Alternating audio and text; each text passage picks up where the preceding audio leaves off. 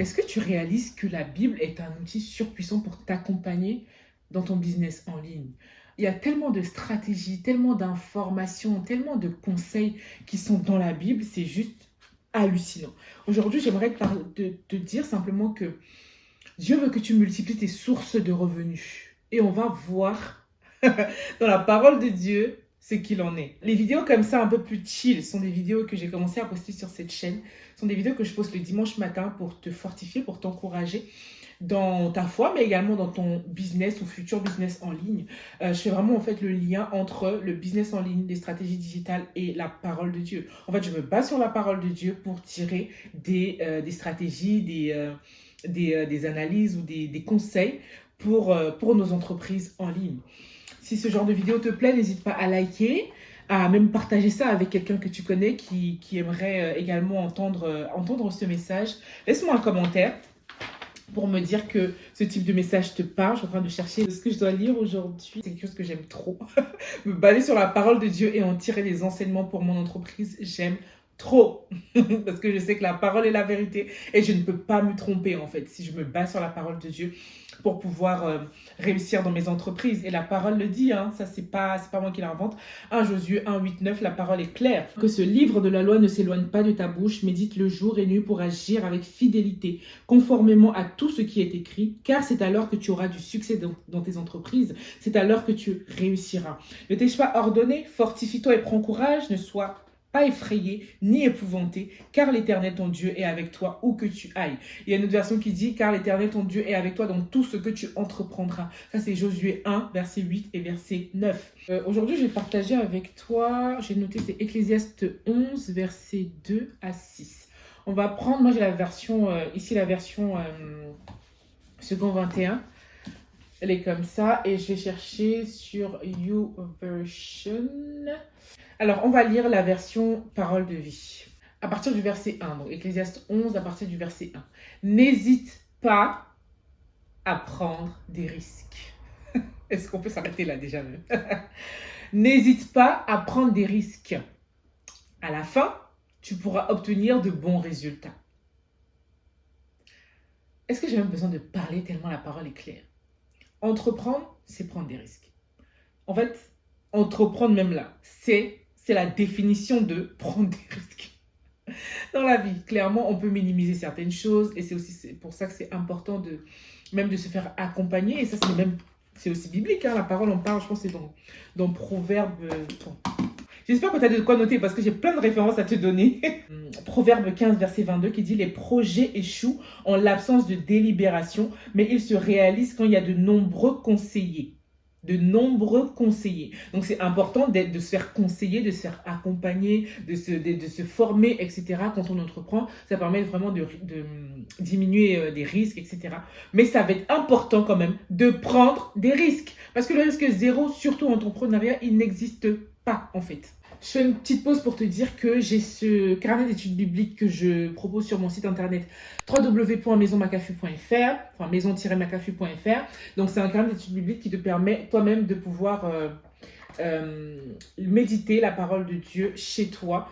En fait, à l'intérieur, j'ai une structure comme ça que je te propose, que tu peux suivre. Et au début du carnet, je t'explique pourquoi lire la Bible, comment la lire, pourquoi c'est important. Et ensuite, je t'introduis la méthode que j'utilise dans le carnet. Donc, si jamais t'es intéressé et que tu veux toi-même justement continuer à méditer comme ça sur la parole de Dieu, aller plus en profondeur, etc., n'hésite pas à te procurer ce carnet.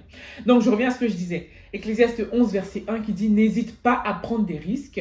À la fin, tu pourras obtenir de bons résultats. » Verset 2 « Mais ne mets pas... » Le but de la vidéo, c'est quoi? C'est que Dieu veut que tu multiplies tes sources de revenus. Verset 2. Mais ne mets pas toutes tes richesses au même endroit, car tu ne sais pas quel malheur peut arriver sur la terre. La parole de Dieu, la parole de Dieu. J'aime la parole de Dieu. Non, en fait, c'est tellement clair. Ne mets pas toutes tes richesses au même endroit. Ne mets pas toutes tes richesses au même endroit car tu ne sais pas quel malheur peut arriver sur la terre. Peut-être que tu es salarié actuellement, que tu te dis « Ah, mais c'est bon, moi j'ai mon salaire à la fin du mois. » Le Covid nous a montré que oh non, t'es pas si sûr que ça en fait. Même avec ton CDI, même avec ton... Ne mets pas toutes tes richesses au même endroit. Ne mets pas toutes tes sources de revenus au même endroit. que tu n'aies pas un seul canal qui te permette d'avoir des revenus à la fin du mois. Parce que tu ne sais pas quel malheur peut arriver sur la terre. Tu ne sais pas ce qui peut se passer, la parole de Dieu continue. Quand les nuages sont pleins d'eau, il commence à pleuvoir. Un arbre peut tomber à droite ou à gauche. En tout cas, il reste là où il est tombé. Le paysan qui a peur du vent ne sème pas. Celui qui a peur de la pluie ne récolte pas. La semaine dernière, on avait parlé de la parabole des talents. Si tu n'as pas regardé la vidéo, je t'invite à aller la regarder. C'était vraiment... Dieu nous a fait du bien, par la grâce de Dieu, par sa grâce. Et on avait parlé aussi de la peur. C'est la peur qui a empêché le dernier serviteur, en fait, de multiplier les talents que Dieu lui avait donnés, les richesses que son maître lui avait données dans la parabole. Donc ici, la parole dit encore, verset 4, le paysan qui a peur du vent ne sème pas. Celui qui a peur de la pluie ne récolte pas. En fait, il y a des principes bibliques qui sont là comme ça. La semence et la récolte, la semence et la moisson. Il y a des principes bibliques qui sont là comme ça, mais lorsqu'on comment dire, lorsqu'on ne rentre pas dans ces principes, lorsqu'on laisse la peur nous envahir et qu'on n'agit pas, en fait, il n'y a pas. Il n'y a pas de résultat, en fait, tout simplement. Il n'y a pas de résultat. Ici, la parole nous dit clairement qu'il faut prendre des risques mesurés. Il ne faut pas faire n'importe quoi. Attention, pas faire n'importe quoi. Mais il faut quand même pouvoir prendre des risques dans la vie, en fait. Parce que si tu veux récolter, il va falloir que tu sèmes. Même si tu as peur. Même si tu as peur. Il va falloir que tu prennes des risques. Même si tu as peur. Encore une fois, pas pour faire n'importe quoi. Tu ne fais pas n'importe quoi en disant « Ah, je vais prendre des risques n'importe comment ». Non. Des risques mesurés, mais des risques quand même. Verset 5. Comment un enfant est-il formé dans le ventre de sa mère et d'où vient le souffle de vie? Tu n'en sais rien. De même, tu ne peux pas connaître comment Dieu agit, lui qui fait toutes choses. C'est pourquoi sème tes graines dès le matin. Sème tes graines dès le matin. Sème tes graines dès le début de l'année.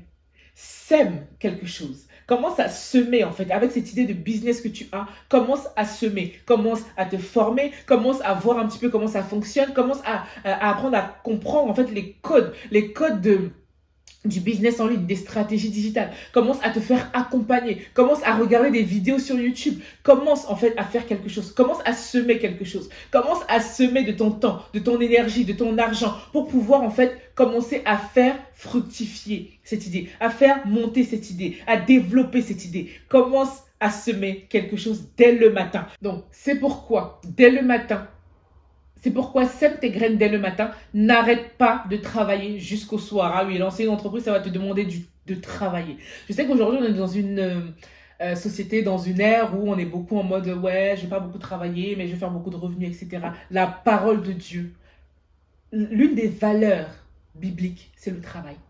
C'est le travail. Il va falloir te retrousser les manches et travailler avec zèle. Ayez du zèle et non de la paresse. La femme de Proverbe 31, la parole nous dit qu'elle travaille d'une main joyeuse. Elle travaille d'une main joyeuse. Il va falloir que tu bosses. Ça, c'est clair. N'arrête pas de travailler jusqu'au soir. Alors, ça ne veut pas dire que, littéralement, ça ne veut pas dire qu'il ne faut pas faire de pause, etc. Hein. C'est pas ça. Mais il faut travailler. Il faut travailler. En effet, la parole continue au verset 6 en disant, en effet, quelle activité va réussir? Celle-ci ou celle-là? Tu l'ignores.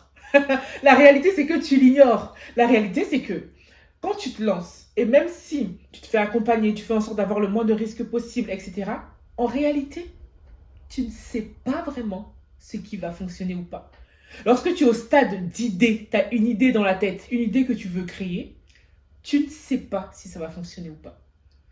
C'est seulement lorsque tu vas proposer ton offre sur ton marché, lorsque tu vas mettre en confrontation ton offre avec son marché, que tu vas voir en fait si le marché voulait vraiment cette offre ou pas. Si le marché avait vraiment besoin de cette offre ou pas. Si le marché va débourser de l'argent pour acheter ton offre ou pas.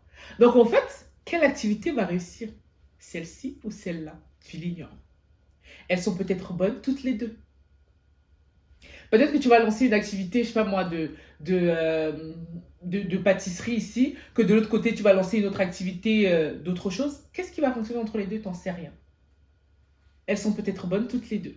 Voilà pourquoi tu dois te mettre au travail avec zèle et commencer à lancer en fait tes idées de business. Je ne te dis pas de tout lancer d'un coup, de tout faire d'un coup, sans stratégie, etc. Bien sûr que non. Ici, on parle de la parole de Dieu et on la met en face en fait des stratégies digitales qui fonctionnent aujourd'hui. Donc attention, il faut tout faire avec stratégie. Mais tout ce que je veux te dire ici, c'est que ne mets pas tous tes œufs dans le même panier. Donc la parole est claire. Verset 2. Ne mets pas toutes tes richesses au même endroit. Et même si tu es salarié aujourd'hui, qu'à la fin du mois, tu as ton salaire qui tombe, commence avec ce que Dieu t'a donné. Commence à développer quelque chose à côté, en fait. Commence à développer quelque chose à côté. Et aujourd'hui, avec les réseaux sociaux, avec le digital, on a tellement de possibilités. D'ailleurs, j'ai une ressource totalement gratuite que tu peux télécharger dès maintenant, c'est dans la barre d'infos.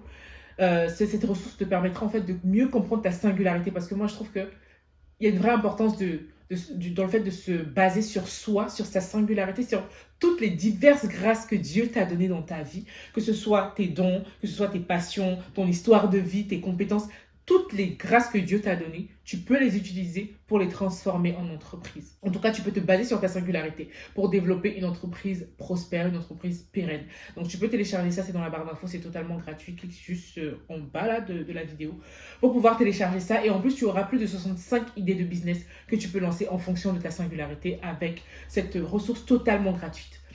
C'est tout ce que je voulais te dire aujourd'hui. Base-toi sur ta singularité et commence à développer une autre source de revenus. Commence à monétiser ta singularité en fait. C'est hyper important. J'espère que cette vidéo t'a parlé, j'espère que cette vidéo t'a béni. Moi, j'ai vraiment aimé parler de ça parce que c'est l'un de mes sujets phares dans la vie, l'un de mes combats dans la vie. J'espère que ça t'a fait du bien, j'espère que ça t'a parlé.